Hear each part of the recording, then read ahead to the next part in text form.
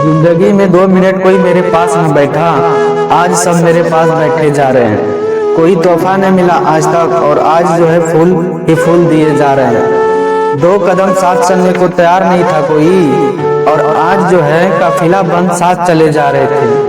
तरस गए थे हम किसी के एक हाथ के लिए, और आज कंधा से कंधा दिए जा रहे हैं। आज पता चला कि मौत कितनी हसीन होती है, कमबख्त हम तो यूं ही जिंदगी जिए जा रहे थे। तो दोस्तों, हर सेकेंड जो है कोई न कोई जो है इस दुनिया को छोड़ के चले जाते हैं और हमें पता भी नहीं चलता है। और हम लोग भी दोस्तों उसी लाइन में खड़े हुए हैं, है ना। हम लोग भी उसी लाइन में खड़े हैं, और हम लोग कभी कभी न कभी जो है मौत होगी, है ना, ये निश्चित है। और कभी भी जो है दोस्तों हम लोगों को घमंड नहीं करना चाहिए, ठीक है। हम लोग जो है इस चैप्टर को पढ़ेंगे अभी, जिसका नाम है पुत्र वियोग।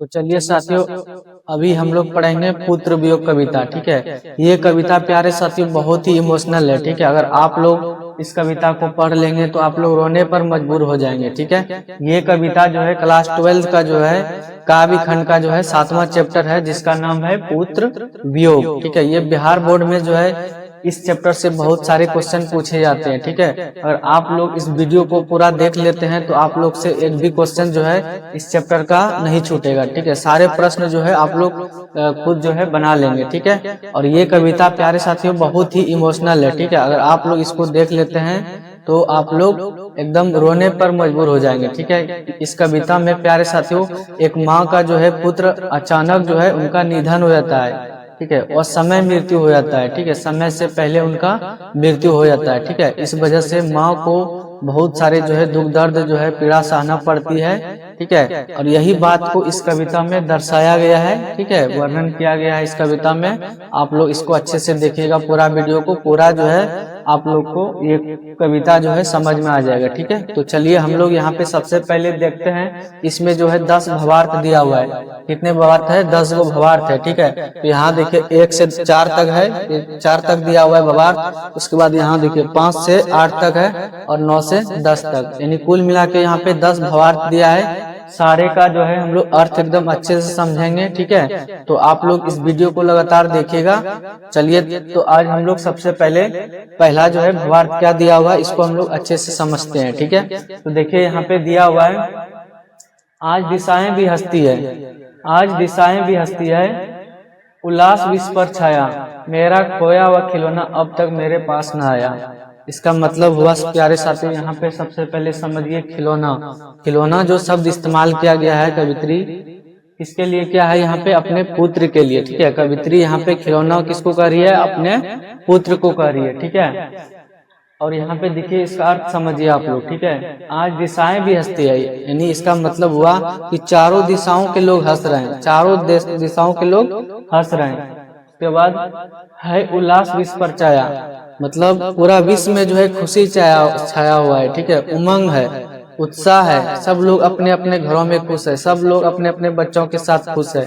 लेकिन यहाँ पे जो है कवित्री को थोड़ा सा भी खुशी महसूस नहीं हो रहा है, यानी ये जो भी खुशी है कवित्री के लिए सारा खुशी क्या है? ये सब व्यर्थ है। क्यों है?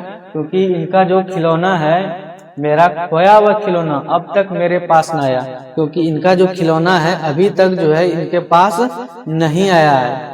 तो बताइए आप लोग, जब भी कोई व्यक्ति मतलब चाहे वो बूढ़ा हो, चाहे जवान हो, चाहे बच्चा हो, ठीक है, अगर वो मर जाते हैं तो मरने के बाद वो वापस आते हैं? बिल्कुल नहीं आते हैं। लेकिन यहाँ पे कवित्री को उम्मीद है, आशा है कि मेरा जो खोया हुआ खिलौना है एक दिन पास आएगा, लेकिन ऐसा कभी नहीं होता है, ठीक है। तो देखिए इसका पूरा अर्थ क्या हो जाएगा, इसको अच्छे से समझिए।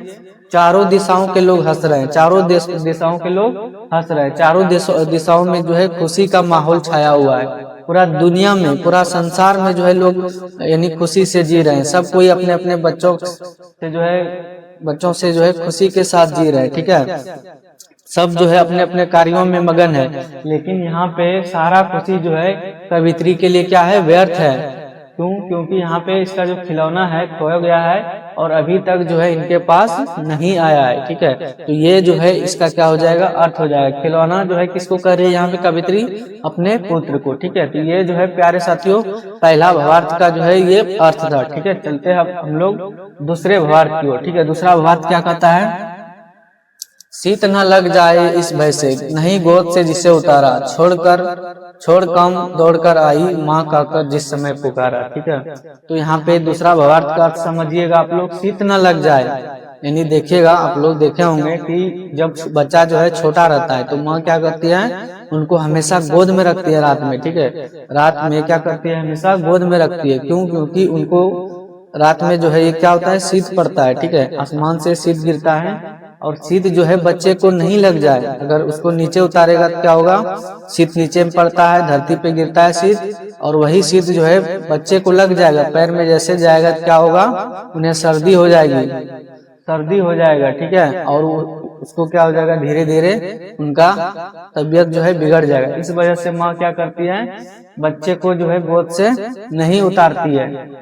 ठीक है, उसके बाद छोड़ कम दौड़कर आई, माँ का कर जिस समय पुकारा। ये देखे होंगे आप लोग कि जब भी बच्चा जो है कहीं पे खेलने के लिए जाते हैं और उनको कभी क्या होता है कि चोट लग जाता है कहीं पे, ठीक है, और रोते रोते वो चिल्ला करके आता है घर। ठीक है, वापस आता है माँ का कर पुकारते हुए, तो माँ जो है कितनों व्यस्त रहती है, कितनों काम में पड़ी रहती है। माँ जो है क्या करती है, दौड़ कर आती है और अपने बच्चों को देखती है। ठीक है, कि मेरा बेटा को कुछ हो तो न गया। ठीक है, इस प्रकार से माँ जो है बच्चे का ख्याल रखती है। ठीक है, तो यहाँ पे दूसरे पंक्ति का ये अर्थ हो जाएगा। ठीक है, चलिए तो अब हम लोग तीसरा भावार्थ का जो है अर्थ को समझते हैं। तीसरा भावार्थ दिया हुआ है, थपकी दे दे जिसे सुलाया, थपकी दे दे जिसे सुलाया, जिसके लिए लोरियां गाई, जिसके मुख पर जरा मलिनता देख आंख में रात बिताई। तो इसका हम लोग अर्थ समझते हैं। क्या लिखा हुआ है, थपकी दे दे जिसे सुलाया। देखे होंगे कि जब बच्चा जो है घर में नहीं सोता है, छोटा बच्चा जब रहता है तो माँ क्या करती है कि जब बच्चा नहीं सोता है ना, उन्हें थपकी दे दे सुलाता है, मतलब उनको जो है ठोक ठोक के सुलाती है। ठीक है, उसके बाद उसके लिए लोरियां भी गाती है। जब नहीं सोता है बच्चा तो उनके लिए थपकी देता ही है, साथ ही साथ वो लोरियां भी गाती है। जिसके मुख पर जला मलिनता देख, अगर बच्चे के साथ कोई, अगर मान लीजिए कि उनके साथ कोई उनका तबीयत खराब हो गया, ठीक है, तो क्या करती है माँ, तबीयत खराब हो गया जैसे मतलब आंख जो है किसी तरह हो जाता है ना, मलिनता आ जाती है, मतलब बच्चे के साथ कोई गड़बड़ी हो जाता है रात में, तो माँ क्या करती है, उसका मुख देख के जो है रात भर जग जाती है। यहाँ पे समझिएगा आंख में रात बिताई, इसका मतलब हुआ कि बच्चे को जो है रात भर उसका आंख देखकर क्या किया, रात बिता दिया माँ ने। ठीक है, तो इसका अर्थ ये हो जाएगा। ठीक है, तो इसका अर्थ अच्छे से समझिएगा, थपकी दे दे जिसे सुलाया, यानी माँ क्या करती है, बच्चे को जब नहीं सोता है तो वो थपकी दे दे के सुलाती है, साथ ही साथ उनके लिए लोरियां भी गाती है। उसके बाद जिसके मुख पे जरा मलिनता देख, मतलब बच्चा का साथ जब कोई तरह का गड़बड़ी हो जाता है तो माँ जो है उसका रात भर मुंह देख के जग के रहती है ना, किसके लिए, बच्चे के लिए। ठीक है, रात भर जग के क्या करती है, रात बिताती है। ठीक है, तो ये हो जाएगा इसका तीसरा पंक्ति का अर्थ। ठीक है, उसके बाद हम लोग चौथा भावार्थ को भी देखते हैं। चौथा भावार्थ में लिखा है, जिसके लिए भूल अपनापन, किसके लिए, बच्चे के लिए। ठीक है, जिसके लिए भूल अपनापन पत्थर को भी देव बनाया, कहीं नारियल दूध बसाते, कहीं चढ़ाकर शीश नवाया। तो देखे होंगे कि जब कोई लड़की रहती है, औरत होती है ना, तो वो क्या करती है, जैसे ही शादी करके आती है ससुराल, ठीक है, तो वो जो है यानी पूरा अपना पूरा परिवार को, यानी जब ससुराल में जो भी रहता है, भाई बहन है ना, भाई बहन माता पिता सबको भुला जाते हैं, किसके लिए, अपने बच्चे के लिए। ठीक है, तो वही लिखा है, जिसके लिए भूल अपनापन पत्थर को भी देव बनाया, सबको भुला दिया, अपने मतलब नैहर में जो भी होती है माता पिता भाई बहन सबको भुला दिया, किसके लिए, बच्चे के लिए। और पत्थर को भी देव बनाया, पत्थर को भी भगवान मान के जो है पूजा पाठ करती है। कहीं नारियल दूध बसाते, कहीं चढ़ाकर शीश नवाया, और वही पत्थर को देव मानकर क्या करती है, नारियल चढ़ाती है, बसाता चढ़ाती है, दूध चढ़ाती है, ताकि हमारा जो परिवार है, बच्चा जो है वो क्या रहे, स्वस्थ रहे। ठीक है, उन्हें कोई भी तरह का समस्या नहीं हो, है ना। ये किसके लिए करती है, अपने पूरे परिवार के लिए माँ। ठीक है, तो ये इसका अर्थ हो जाएगा। ठीक है, उसके बाद देखिए यहाँ पे चौथा हो गया। अब पांचवा नंबर दिया हुआ है, फिर भी कोई कुछ नहीं कर सका। देखिए यहाँ पे क्या किया, पत्थर को भी देव बनाया, भगवान मान के पूजा पाठ की, दूध बसता चढ़ाया, शीश भी नवाया, लेकिन फिर भी कोई भी कुछ नहीं कर सका, भगवान भी जो है कुछ नहीं कर सका। आखिरकार छीन ही गया खिलौना मेरा, मैं असहाय विवश बैठी ही रही, टूट गया छौना मेरा। ठीक है, इसका मतलब हुआ देखिए, फिर भी कोई कुछ नहीं कर सका। यानी ये कितनों पूजा पाठ की, कितनों जो है भगवान को पूजा पाठ की, दूध बसता चढ़ाया, आखिरकार कोई जो है कुछ नहीं कर सका। आखिरकार छीन ही गया इसका खिलौना। ठीक है, यानी आखिरकार जो है इसका पुत्र मर ही गया। ठीक है, मैं असहाय विवश बैठी ही रह गई, टूट गया छौना मेरा। मतलब जैसे ही मर गया इसका पुत्र, तो कवित्री क्या हो गई, असहाय होगी, क्योंकि यही लड़का जो है, यही पुत्र जो है इनका आगे चल के इनका सहारा बनता। लेकिन ये जो है इसका समय मृत्यु हो जाता है, समय से पहले जो है इनका निधन हो जाता है। इसलिए कवित्री यहाँ पे क्या हो गई, असहाय और विवश हो गई। ठीक है, और यहाँ पे क्या लिखा है, मैं असहाय विवश बैठी ही रही, उठ गया छौना मेरा। छौना जो है यहाँ पे याद रखिएगा, छौना किसको कहते हैं, कोई भी जीव, चाहे वो पक्षी हो, पशु हो, है ना, उसका जो छोटा बच्चा होता है ना, नन्हा छोटा बच्चा होता है, उसी को हम लोग बोलते हैं छौना, है ना। छौना जो है यहाँ पे प्रत्येक माँ के लिए, चाहे वो बच्चा छोटा हो, बड़ा हो, बूढ़ा हो, प्रत्येक माँ के लिए जो है उसका बच्चा जो है, बेटा जो है, वो किसके समान होती है, छौने के समान, अर्थात हिरण के छोटे के बच्चे के जैसा। ठीक है, चाहे उसका बच्चा चाहे चोर निकल जाए, नालायक निकल जाए, किसी भी तरह का होगा, तो प्रत्येक माँ के लिए जो है उसका बेटा किसके समान होती है, छौने के समान। ठीक है, तो ये था इसका अर्थ। ठीक है, चलिए अब हम लोग आगे बढ़ते हैं। आगे जो है छठा नंबर है, छठा नंबर में दिया हुआ है, तड़प रहे हैं विकल प्राण ये, यानी कवित्री का जो हृदय है, मन है, वो तड़प रही है, प्राण तड़प रही है, दिल तड़प रही है। ठीक है, मुझको पल भर भी शांति नहीं, उनको थोड़ा सा भी शांति नहीं है कवित्री को। ठीक है, वह खोया धन पा न सकूंगी। कवित्री को अब मतलब ये उम्मीद मतलब जो है अब टूट गया कि अब जो है मैं कभी नहीं पा सकूंगी वो धन, वह खोया धन पा न सकूंगी, इसमें कुछ भी भ्रांति नहीं है। ठीक है, इसका मतलब हुआ कि कवित्री को अब विश्वास हो गया कि जो धन खोया है वो अब मैं कभी नहीं पा सकूंगी, इसमें कोई भ्रांति नहीं है, यानी इसमें कोई जो है विश्वास वाली बात जो है अब नहीं रहा है। ठीक है, तो ये इसका क्या हो जाएगा, अर्थ हो जाएगा। ठीक है, उसके बाद सातवां नंबर है, फिर भी रोता ही रहता है, फिर भी रोता ही रहता है, नहीं मानता है मन मेरा, बड़ा जटिल नीरस लगता है, सुना सुना जीवन मेरा। कवित्री जो है कितनों पूजा पाठ किया, यहाँ पे कितनों जो है ये पूजा पाठ की, बसत्ता चढ़ाया, दूध चढ़ाया, लेकिन ये अपने आप को जो है कंट्रोल नहीं कर पा रही। कितनों चाहती है कि मैं इस बात को भूल जाऊं, लेकिन कवित्री यहाँ पे इस बात को नहीं भूल पा रही है। ठीक है, फिर भी रोता ही रहता है, नहीं मानता है मन मेरा, इसका दिल जो है नहीं मान रही है इस बात को भूलने को। ठीक है, बड़ा जटिल नीरस लगता है, सुना सुना जीवन में।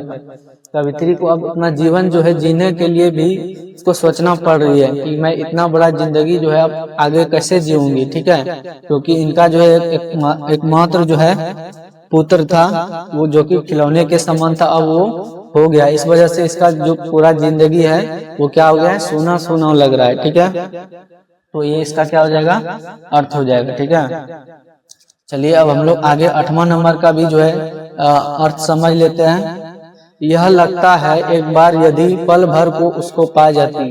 कवित्री को क्या लग रही है, अगर वो फिर जो है जीवित हो जाए, अगर किसी भी तरह से मेरे पास आ जाए मेरा पुत्र, ठीक है, पल भर को उसको हम पा लेती, तो उसे जी से लगाकर प्यार करती, जी से लगा प्यार से सर सलाकर उसको समझाती। ठीक है, इसका मतलब यहाँ पे हुआ कि कवित्री यहाँ पे सोच रही है कि अगर मैं थोड़ा सा पल के लिए भी उसको हम पा लेते, तो उसको अपने दिल से लगाकर इतना प्यार करके इतना समझाती कि तू अपने माँ को छोड़ के कहाँ चली गई थी, चला गया था। ठीक है, इस तरह से उसको हम समझाते हैं। ठीक है, समझ गए, ये जो है 8वां भावार्थ का जो है अर्थ हो जाएगा। ठीक है, तो चलिए अब हम लोग आगे 9वां नंबर का भी समझ लेते हैं। 9 नंबर में दिया हुआ है, मेरे भैया मेरे बेटे, अब माँ को यूं छोड़ न जाना, बड़ा कठिन है बेटा खोकर माँ को अपना मन समझाना। ठीक है, यानी यहाँ पे कवित्री अपने भैया को कह रहे हैं, यानी जो नैहर में उसका भैया है उनको भी बोल रहे हैं कि तुम भी जो है मेरे तरह, मेरे बेटे के तरह जो है अपने माँ को जो है छोड़ के नहीं जाना, क्योंकि माँ बेटा खोकर क्या होता है, अपने मन को नहीं समझा पाते हैं। ठीक है, वही कहा रहा है यहाँ पे, मेरे भैया, मेरे बेटे, अब माँ को यूं छोड़ न जाना, बड़ा कठिन है बेटा खोकर माँ को अपना मन समझाना। यानी कवित्री अपने बड़े भैया को कह रहे हैं, भाई को कह रहे हैं, ठीक है, कि देखो भैया, जिस तरह से मेरा बेटा जो है मुझे छोड़ के चला गया, उसी तरह से तुम भी जो है माँ को छोड़ के नहीं चले जाना, क्योंकि अगर किसी का बेटा खो जाता है तो वो जो है अपने मन को नहीं समझा पाती है, अपने मन को नहीं मना पाती है कि मैं इस बात को कैसे जो है भूल जाऊं, इस तरह का बात जो है नहीं भूल पाती है। ठीक है, ये कौन कहती है, कवित्री कहती है। ठीक है, तो ये था इसका 9th नंबर का जो है भावार्थ का अर्थ। ठीक है, अब चलिए हम लोग आगे, लास्ट नंबर है 10वां नंबर। ठीक है, आगे लिखा है, भाई बहन भूल सकते हैं, यानी इस बात को जब पुत्र खो जाए या कोई भी खो जाए घर में, है ना, तो सब कोई भुला देते हैं, भाई भी भूल जाते हैं, बहन भी भूल जाते हैं, पिता भी भूल जाते हैं इस बात को। घर में अगर कोई घटना हो जाती है, बच्चा मर जाए, चाहे कोई भी मर जाए, तो सब कोई भूल जाते हैं उस बात को, भाई भूल जाएंगे, पिता भी भूल जाएंगे, बहन भी भूल जाएंगे, लेकिन किंतु रात दिन की साथिन माँ कैसे अपना मन समझाए, क्योंकि रात दिन जब बच्चा छोटा रहता है तो उस समय रात दिन माँ जो है क्या करती है, बच्चे का सेवा करती है ना, जितना भी पेशाब करती है ना, लेटरिन करती है ना, वो जो है रात भर जग जग के साफ करती है, उनको पेशाब में भी सोना पड़ता है कभी कभी। ठीक है, तो इस तरह का जो है माँ जो है क्या होती है, साथीन होती है बच्चे का। ठीक है, इस वजह से माँ जो है इस बात को कभी भी नहीं भूल सकती है कि जब भी उसका बच्चा अगर खो जाए और समय मृत्यु हो जाए, उस बात को। ठीक है, तो ये था प्यारे साथियों, बहुत ही इमोशनल कहानी है, आप लोग इसको अच्छे से समझ गए होंगे। ठीक है, अब हम लोग आगे जो है इसका प्रश्न उत्तर लेके आ रहे हैं। ठीक है, तब तक के लिए जय हिंद।